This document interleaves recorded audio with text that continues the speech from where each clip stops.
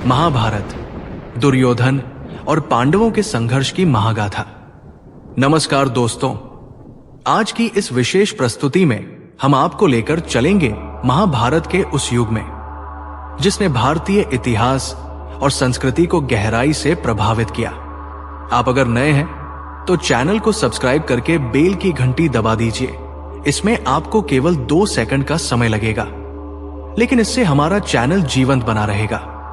महाभारत की कहानी धर्म और अधर्म, अच्छाई और बुराई के बीच का युद्ध है। लेकिन क्या आप जानते हैं कि इस महायुद्ध की सबसे बड़ी वजह कौन था? जी हां, वो था दुर्योधन। दुर्योधन हस्तिनापुर के राजा धृतराष्ट्र और रानी गांधारी का सबसे बड़ा पुत्र था। उसकी मां गांधारी ने 100 पुत्रों को जन्म दिया, जिन्हें कौरव कहा गया। धृतराष्ट्र जन्म से ही अंधे थे और राजा बनने के लिए शारीरिक रूप से अयोग्य माने जाते थे। इसलिए उनके छोटे भाई पांडु को हस्तिनापुर का राजा बनाया गया। मगर कुछ समय बाद एक श्राप के कारण पांडु ने राजपाट छोड़कर वनवास ले लिया और गद्दी फिर से धृतराष्ट्र को सौंप दी। यही वो समय था जब दुर्योधन ने अपने सपने देखने शुरू किए हस्तिनापुर के राजा बनने के। दुर्योधन को कलयुग का अंशावतार कहा गया है। कलयुग यानी वो युग जब धर्म और सत्य कमजोर पड़ते हैं और बुराइयां अपने चरम पर पहुंच जाती हैं। दुर्योधन की प्रवृत्ति भी वैसी ही थी।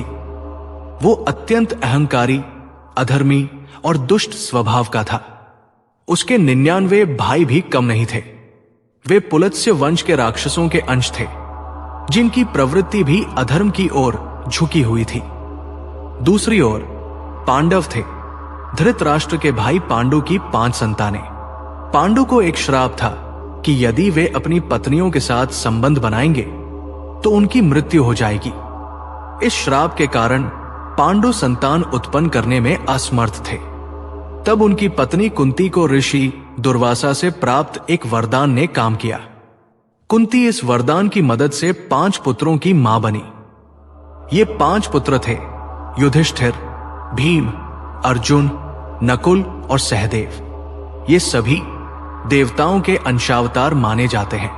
युधिष्ठिर धर्मराज के पुत्र थे, जो धर्म और सत्य के प्रतीक थे।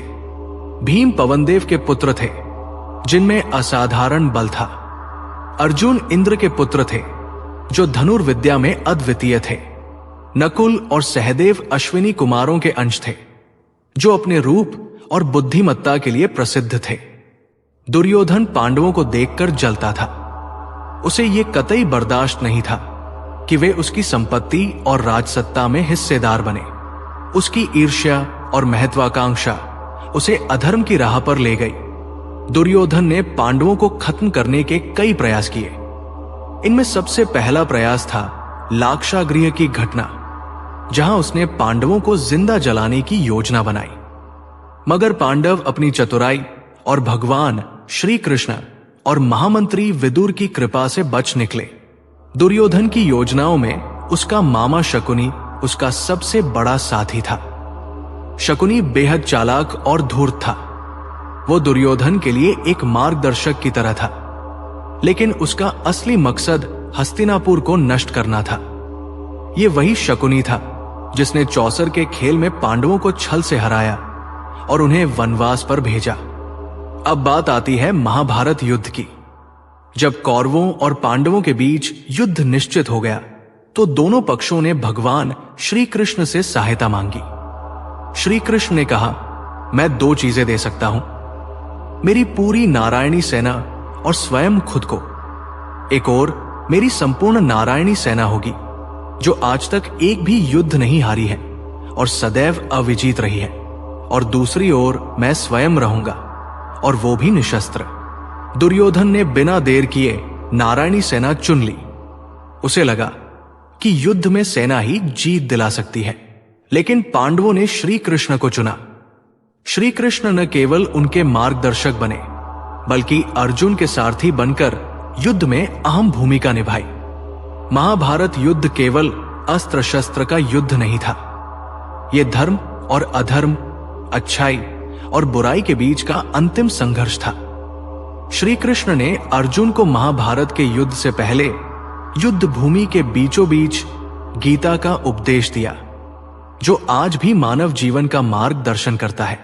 गीता का उपदेश श्री कृष्ण ने तब दिया था जब अर्जुन ने अपने परिजनों को युद्ध भूमि में आमने सामने देखकर हथियार डाल दिए थे और युद्ध करने से इनकार कर दिया था।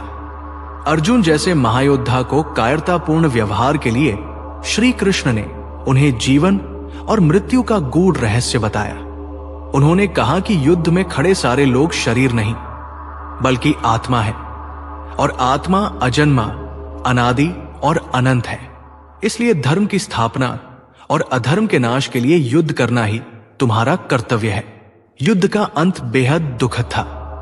दुर्योधन सहित सभी कौरव मारे गए, मगर इससे भी महत्वपूर्ण बात यह थी कि इस युद्ध ने यह सिखाया कि अधर्म और अन्याय चाहे जितने भी बड़े क्यों न हो, सत्य और धर्म के आगे टिक नहीं सकते।